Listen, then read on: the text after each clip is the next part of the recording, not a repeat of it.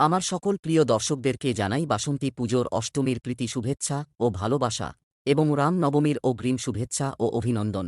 আজ আপনাদেরকে জানাব মা অন্নপূর্ণার কাছে কেন হাত পেতেছিলেন শিব ঠাকুর এবং কিভাবে মা অন্নপূর্ণার পুজো শুরু হয়েছিল। চৈত্র মাসে শুক্লা অষ্টমী তিথিতে পূজিত হন দেবী অন্নপূর্ণা। আজ ১৬ এপ্রিল, মঙ্গলবার। আজকের দিনে বাংলার ঘরে ঘরে বাসন্তী পুজোর অষ্টমী তিথিতেই পূজিত হন মা অন্নপূর্ণা বা মা অন্নদা দেবী। দেবী অন্নপূর্ণা হলেন পুষ্টিদাত্রী ও ক্ষুধা নিবারণের দেবী এবং সংসারের সমৃদ্ধি রক্ষার দেবী। এমনকি তাঁর কাছে হাত পাতেন স্বয়ং মহাদেবও। তাই বাংলার ঘরে ঘরে পরিবারের সমৃদ্ধি, সন্তানের মঙ্গলকামনায় শুরু হয় অন্নপূর্ণা দেবীর পূজা। অন্নপূর্ণার মূর্তি দেখলে দেখা যায় তাঁর কাছে ঝুলি পেতে অন্ন গ্রহণ করছেন দেবাদিদেব মহাদেবও।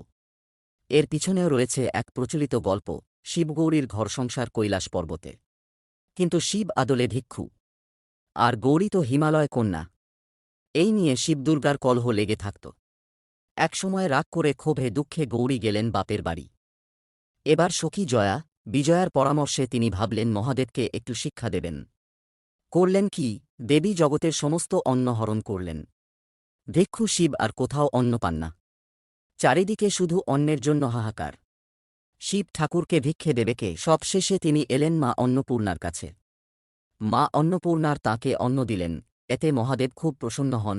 তারপরই মহাদেবের ইচ্ছায় কাশীতে প্রতিষ্ঠিত হয় দেবী অন্নপূর্ণার মন্দির। এই কারণে অন্নপূর্ণার মূর্তি দেখলে দেখা যায় তাঁর কাছে ঝুলি পেতে অন্নগ্রহণ করছেন দেবাদিদেব মহাদেব। ধীরে ধীরে দেবী অন্নপূর্ণার পুজো শুরু হল সারা বাংলায়।